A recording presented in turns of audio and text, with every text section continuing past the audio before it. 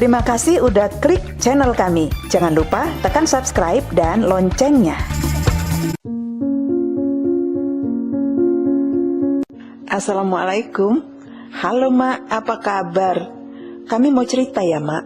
Ini kisah sedih tentang Jamilah, gadis kecil 14 tahun yang dijodohkan oleh ibunya dengan seorang laki-laki anak sahabatnya, kawan satu kapal ketika berlayar dari Jawa ke Sumatera.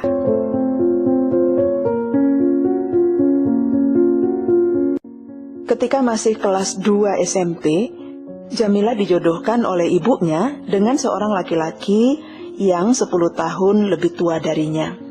Laki-laki itu sebut saja namanya Parmo, anak dari sahabat baiknya, sahabat perempuan yang dulu satu kapal bersamanya ketika melakukan perjalanan dari Pulau Jawa ke Sumatera. Entah kenapa ibunya begitu yakin laki-laki pilihannya adalah yang terbaik buat Jamilah anaknya.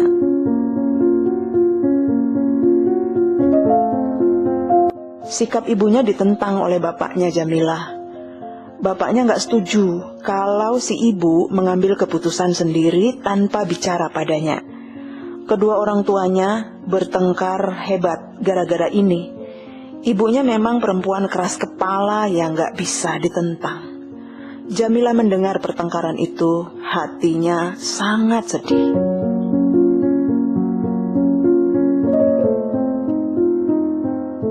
Tengah malam, Jamilah dipanggil oleh bapaknya. Bapaknya bilang, "Kamu harus berani menolak kemauan ibumu. Hanya kamu yang bisa melakukannya. Kamu udah besar," kata bapaknya. Tapi Jamilah gak berani menolak. "Apalah dayaku, Bapak," katanya dengan sedih. "Pokoknya kamu harus menolak, nanti Bapak bantu.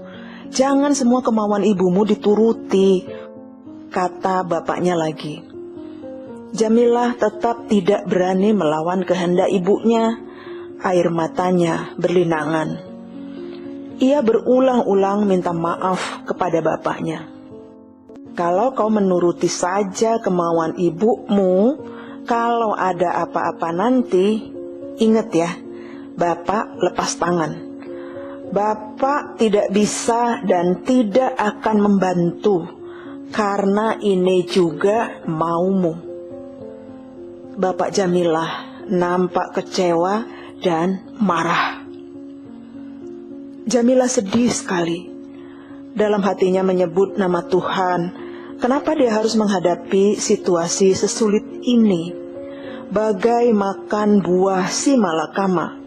Dimakan mati emak, tak dimakan mati bapak.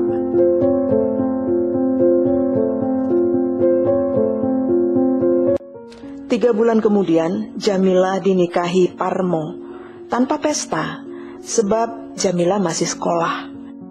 Nanti kalau Jamilah sudah tamat SMP, barulah akan dilakukan pesta merayakan pernikahan mereka. Begitu rencana ibunya. Parmo nampak tidak menyukai Jamilah. Dalam ukuran standar kecantikan, Jamilah memang bukan gadis yang cantik. Kulitnya hitam kusam, matanya besar, hidungnya pesek, rambutnya ikal tak terawat. Jamilah juga nampak tak pandai merawat badannya, karena dia masih kecil, baru haid pertama ketika dinikahi Parmo.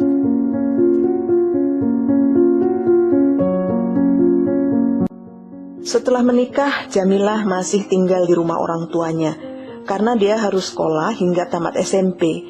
Itulah perjanjian dengan ibunya, bahwa dia diperbolehkan menyelesaikan sekolahnya. Barulah setelah tamat SMP, Jamilah diangkut suaminya dan tinggal di rumah mertuanya selama 3 tahun di sana. Dia tidur bersama Parmo di kamar yang disediakan mertuanya. Sejak ikut suami dan tinggal bersama mertuanya itulah siksaan demi siksaan dialaminya.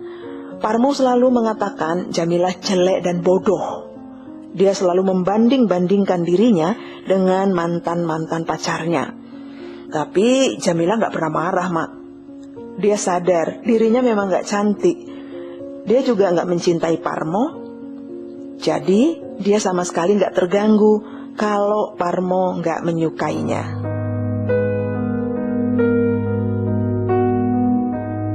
Sejak tinggal di rumah mertuanya, Jamilah nggak pernah menerima uang belanja 1 rupiah pun dari Parmo.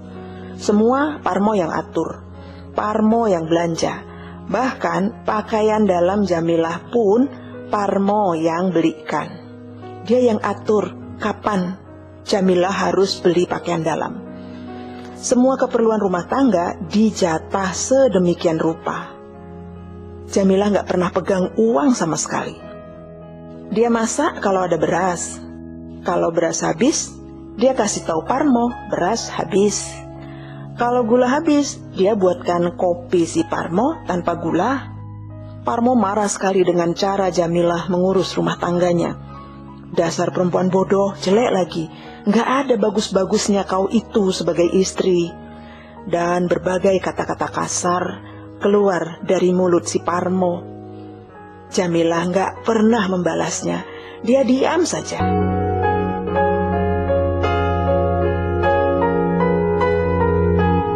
Setiap jam 4 pagi, Jamilah sudah harus bangun untuk membereskan rumah.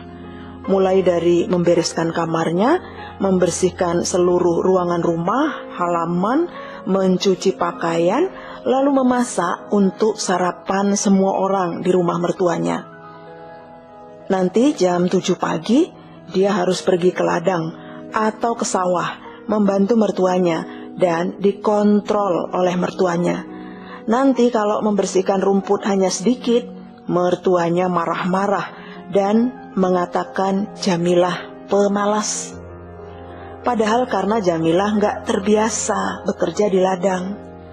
Seringkali dia nggak sempat sarapan pagi, sudah harus berangkat ke ladang. Beberapa kali Jamilah terjatuh lemas di ladang, bahkan pernah pingsan karena belum sarapan. Mukanya pucat, tapi mertuanya nggak peduli. Paling mereka memberitahu Parmo, dan Parmo akan memarahinya dengan kasar. Jamilah bahkan pernah ditendang di tengah sawah dan diinjak ke dalam lumpur. Jamilah hanya menangis.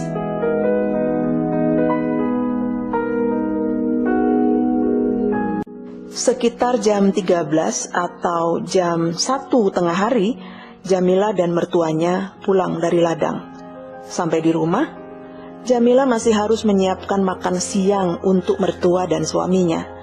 Seringkali belum sempat dia makan siang, sudah harus pergi ke perkebunan untuk mencari rumput pakan kambing milik mertuanya. Dia baru pulang cari rumput jam 5 sore. Pekerjaan rumah sudah menunggu, memasak, membereskan rumah, dan lain sebagainya. Jamilah betul-betul menjadi tenaga kerja nggak dibayar untuk suami dan mertuanya. Sedangkan suaminya hanya ongkang-ongkang kaki saja, pergi ke warung, main kartu, main judi, dan minum-minum tua atau minum bir dan mabuk-mabuk di warung bersama kawan-kawannya, bahkan sering main perempuan di sana.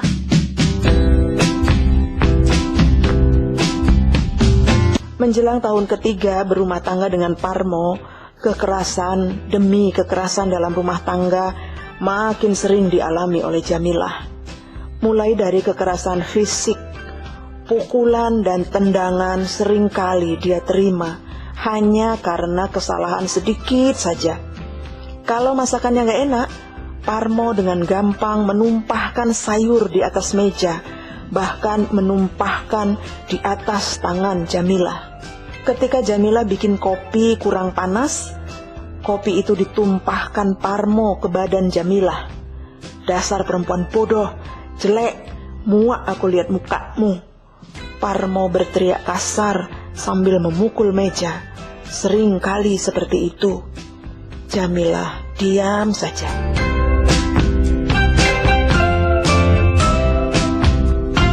Jamilah menyadari dia memang gak pintar masak, gak pintar menyenangkan suami.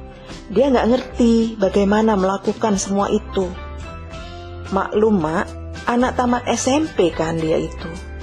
Itulah kenapa perkawinan anak ditentang, dilarang, karena anak belum cukup matang untuk menjadi istri atau suami.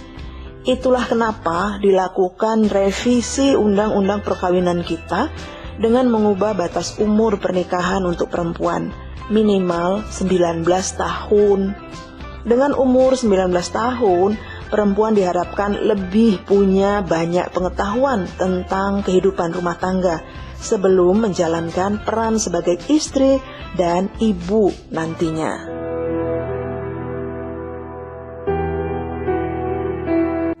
Semakin hari kekerasan yang dilakukan Parmo kepada Jamilah semakin keterlaluan. Suatu hari, kambing peliharaan mereka masuk angin dan mati. Parmo marah-marah pada Jamilah karena dialah yang mencarikan rumput untuk kambing-kambing itu. "Rumput apa rupanya yang kau cari? Kok bisa masuk angin kambingnya?" Lalu tangan Parmo mengambil rumput yang tersisa dan menyumpalkan ke mulut Jamilah. Jamilah hanya terdiam dan menangis. Pada lain waktu, Parmo menyiramkan air panas ke kaki Jamilah karena dia terlambat membuatkan kopi. Jamilah menjerit-jerit karena kepanasan. Mertuanya yang melihat hal itu membiarkan saja, tak pernah mengingatkan bahwa kelakuan Parmo sudah keterlaluan.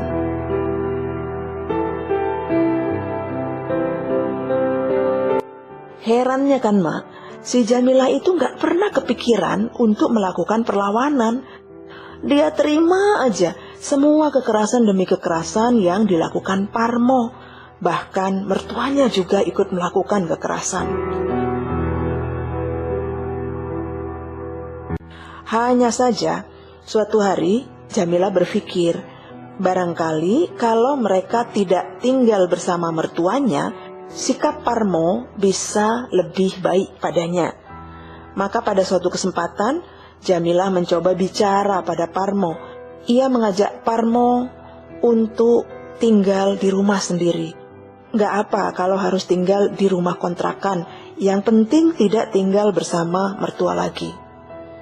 Parmo terdiam mendengar permintaan Jamilah. Tapi kali ini dia gak marah, Mak.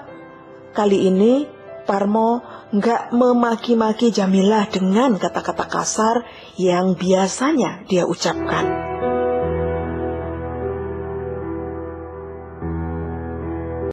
Bagaimana tanggapan Anda, Mak? Apakah dengan pindah rumah, kehidupan rumah tangga Jamilah dan Parmo akan lebih baik? Apakah Jamilah akan disayangi Parmo dan akan hidup bahagia kalau pindah rumah? Kasih pendapat ya, Mak. Dan jangan lupa ikuti kelanjutan ceritanya ya, Mak. Terima kasih udah nonton. Jangan lupa tekan subscribe dan tombol loncengnya biar dapat update dari kami.